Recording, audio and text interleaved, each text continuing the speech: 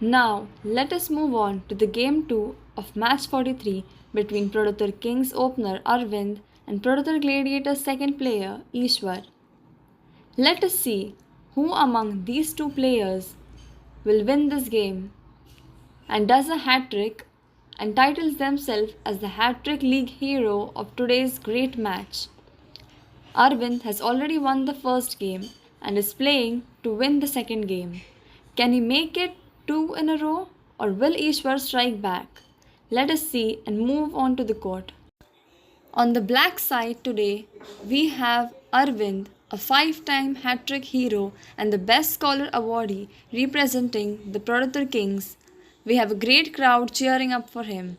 On the white side, representing the Producer Gladiators, we have their second player Ishwar, a 2-time hat-trick hero ready to play the game. Both the players on the court are ready to play the game of this match, and Arvind on the black side is waiting to hit the clock. And he hits the timer and game 2 begins.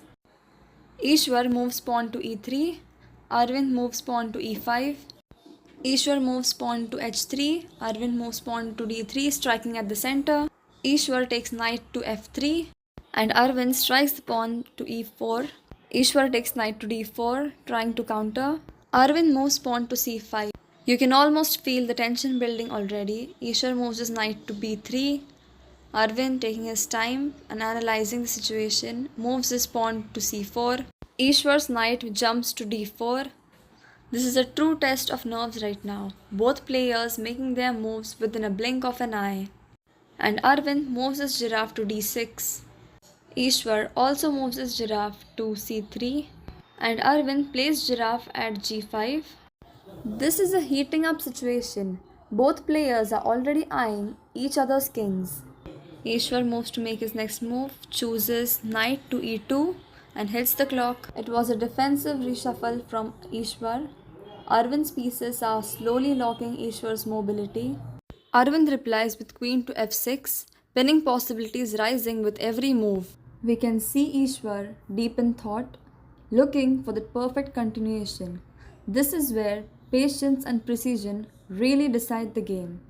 Moves his knight to f4. Moving on to Arvind's turn, he moves his bishop to b4. We still haven't seen a single capture from either sides. Ishwar pushes his pawn to a3. Every square counts now. One wrong move and the balance tilts. You can almost see the gears turning. Arvind playing 3-4 moves ahead.